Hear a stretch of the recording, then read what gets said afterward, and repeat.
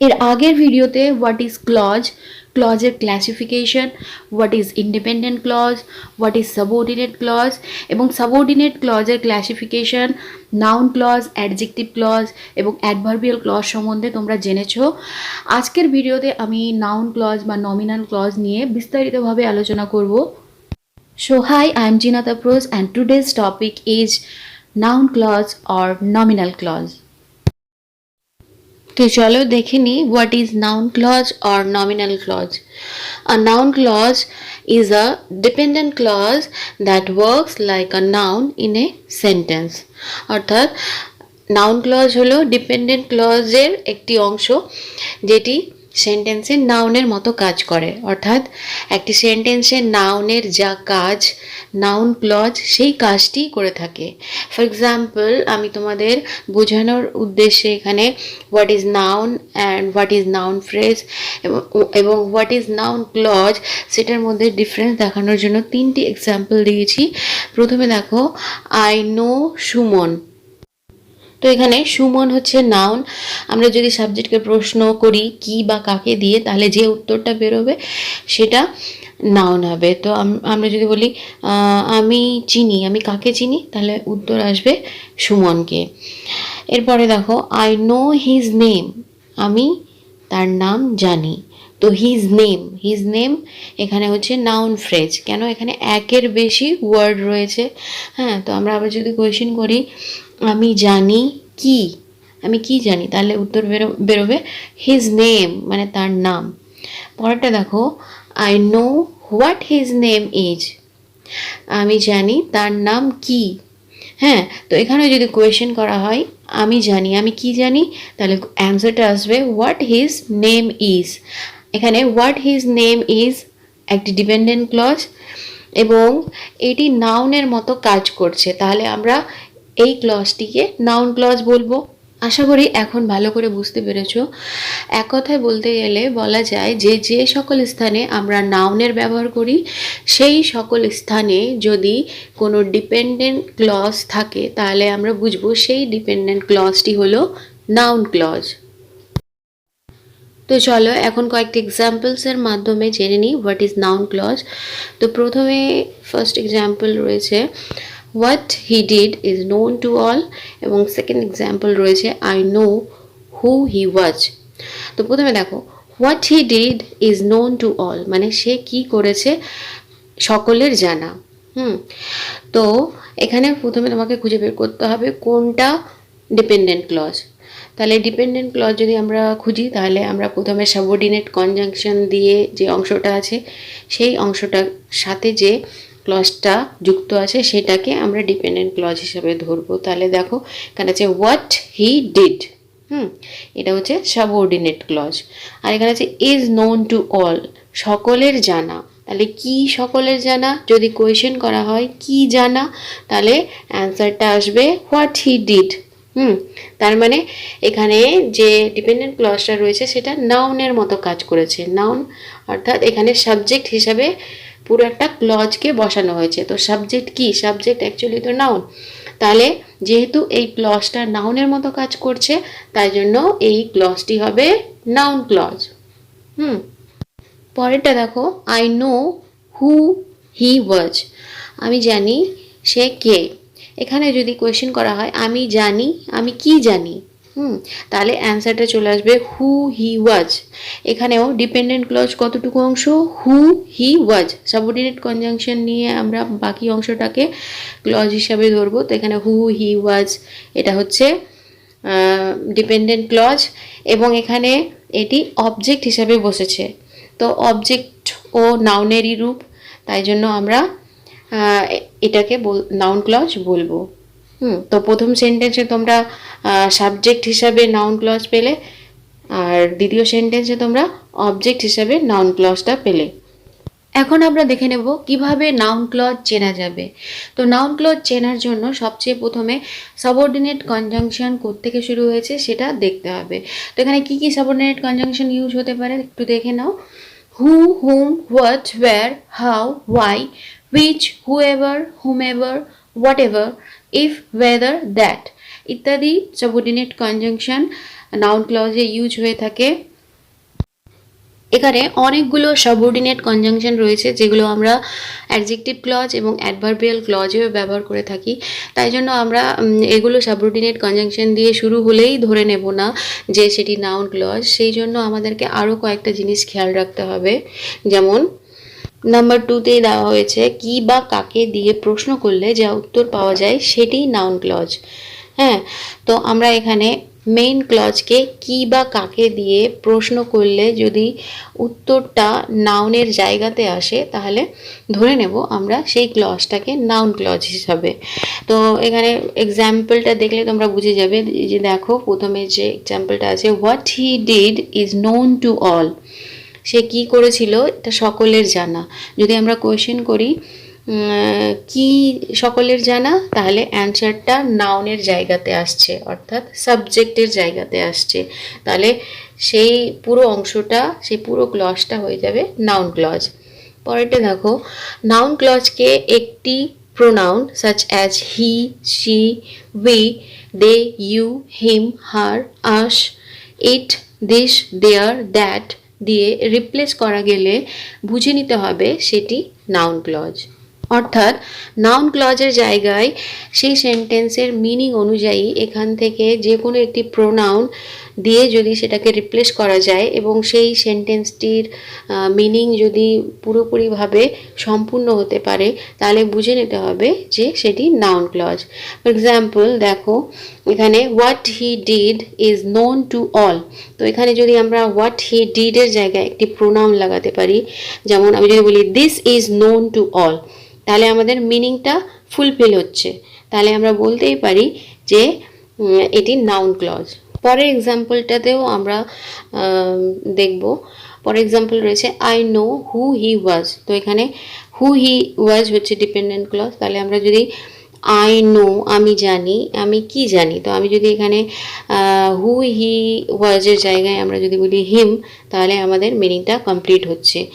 I know him, তার মিনিংটা complete হচ্ছে। তো হিমের জায়গায় হু হি ওয়াজ এখানে দেওয়া আছে, একটা পুরো ক্লজ দেওয়া আছে এবং এই ক্লজটা নাউনের মতো কাজ করছে, তাই জন্য এটি হলো নাউন ক্লজ। এরপরে দেখে নাও ফাংশনস অফ নাউন ক্লজ, অর্থাৎ কোন কোন ক্ষেত্রে নাউন ক্লজের ব্যবহার হয় সেগুলি আমরা দেখে নেব। তো সাবজেক্ট হিসাবে এবং অবজেক্ট হিসাবে নাউন ক্লজের ব্যবহার হয় সেটা আমরা আগেই দেখে নিয়েছি এক্সাম্পল হিসেবে। এছাড়াও complement of subject, complement of object, complement of adjective, object of a preposition and as an apposition হিসাবে নাউন ক্লজের ব্যবহার হয়। অ্যাপোজিশন বলতে নাউনের পরে নাউন ক্লজ থাকবে। তো চলো আমরা সবগুলোরই একটি করে এক্সাম্পল দেখে নিব। তো প্রথমে সাবজেক্ট হিসেবে that he is a good girl is known to all. যে সে হয় একটি ভালো মেয়ে সকলেরই জানা। তাহলে আমরা যদি কোয়েশ্চেন করি কি জানা, কি সকলেরই জানা, তাহলে যে অ্যান্সারটা আসে সেটি হবে নাউন ক্লজ। তো দেখো that he is a good girl, এটি নাউন ক্লজ। এটি সাবজেক্টের জায়গায় বসেছে এবং নাউনের মতো কাজ করছে, তাই জন্য এটি নাউন ক্লজ। পরেরটা দেখো অবজেক্ট হিসেবে she said that she completed the task. সে বলল যে সে কাজটা শেষ করেছে। এখানে that she completed the task এটি হলো ডিপেন্ডেন্ট ক্লজ এবং এখানে যদি কোয়েশ্চেন করা হয় সে কি বলল, তাহলে অ্যান্সার আসবে যে সে কাজটা শেষ করেছে। তো এখানে এই ডিপেন্ডেন্ট ক্লজটি অবজেক্টের মতো কাজ করছে। যেহেতু এটি অবজেক্টের মতো কাজ করছে তাহলে অবশ্যই এটি নাউন ক্লজ। এর পরেরটা কমপ্লিমেন্ট অফ সাবজেক্ট হিসাবে, এখানে সবসময় নাউনের পরে বি ভার্ব বসে এবং বি ভার্বের পরে ডিপেন্ডেন্ট ক্লজটি বসে। তো এক্সাম্পল দেখে নাও, the news is that India lost the match. মানে খবরটি হলো ইন্ডিয়া ম্যাচটা হেরেছে। তো এখানে নাউন কোনটি? নাউন হচ্ছে দ্য নিউজ। দ্য নিউজ এখানে সাবজেক্ট হিসাবে বসেছে এবং নিউজ সম্বন্ধে যে ইনফরমেশন দেওয়া হচ্ছে that India lost the match, এটি হলো ডিপেন্ডেন্ট ক্লজ। তো আমরা যদি কোয়েশ্চেন করি খবরটি কি, তাহলে অ্যান্সার যেটা বেরোয় যে ভারত ম্যাচটা হেরেছে, এটি অ্যাকচুয়ালি সাবজেক্টের একটা কমপ্লিমেন্ট, মানে এখানে যে দ্য নিউজটা রয়েছে তার সম্বন্ধেই এক্সট্রা ইনফরমেশান দেওয়া হয়েছে। তাই জন্য যেহেতু এটা সাবজেক্টকে কমপ্লিমেন্ট করছে, তাই জন্য এই ডিপেন্ডেন্ট ক্লজটি অবশ্যই নাউন ক্লজ হবে।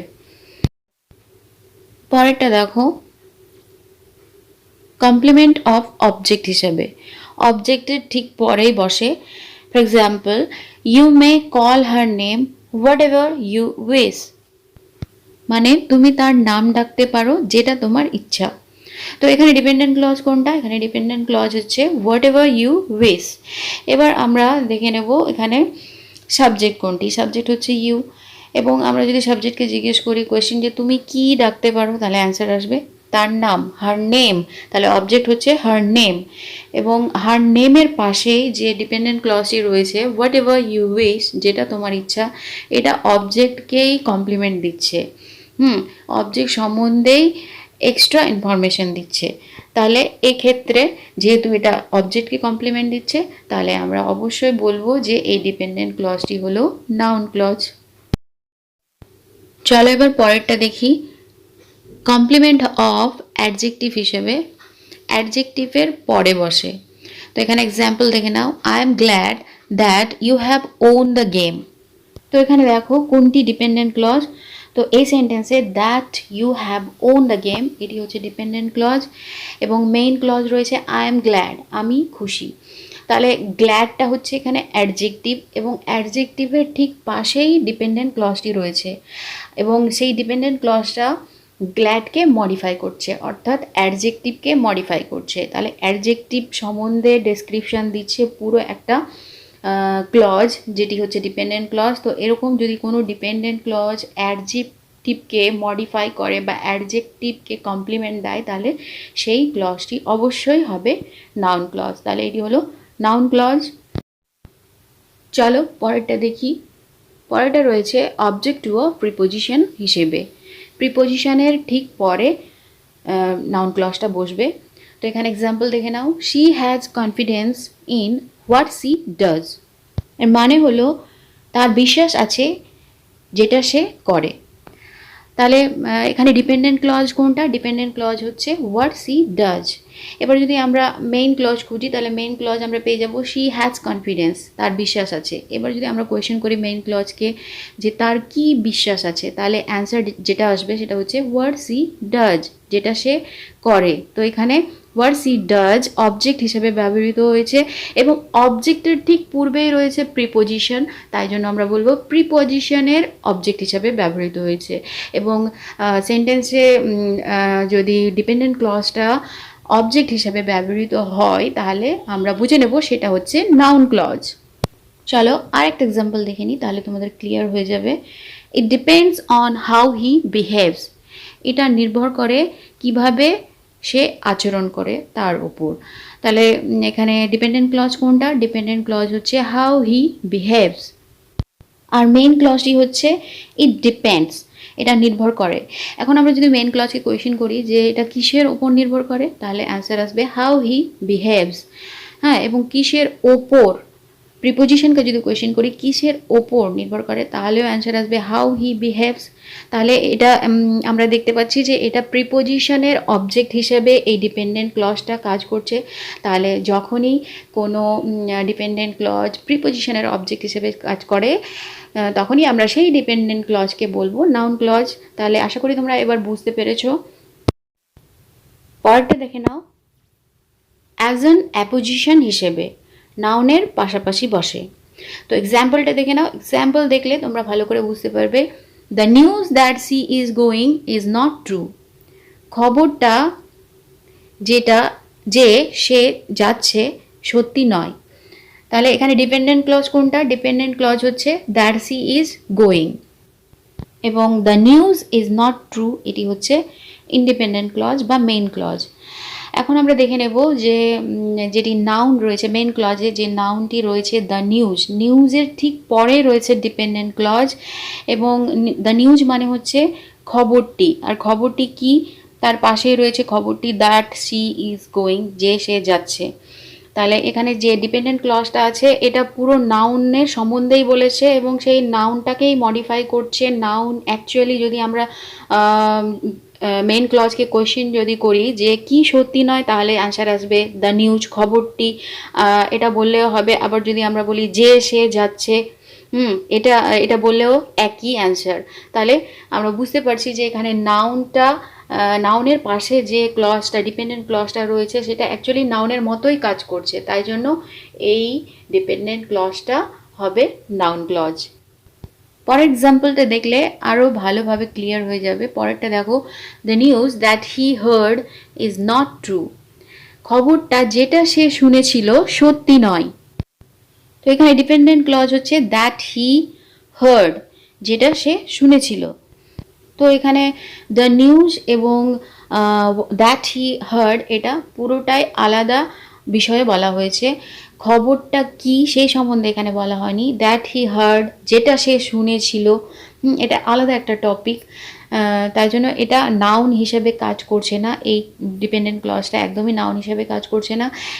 এখানে আমরা দেখতে পাচ্ছি যে দ্যাট হি হার্ড এটা নিউজটাকে মডিফাই করছে, দ্য নিউজকে মডিফাই করছে, মানে নাউনটার সম্বন্ধে এক্সট্রা ইনফরমেশান দিচ্ছে।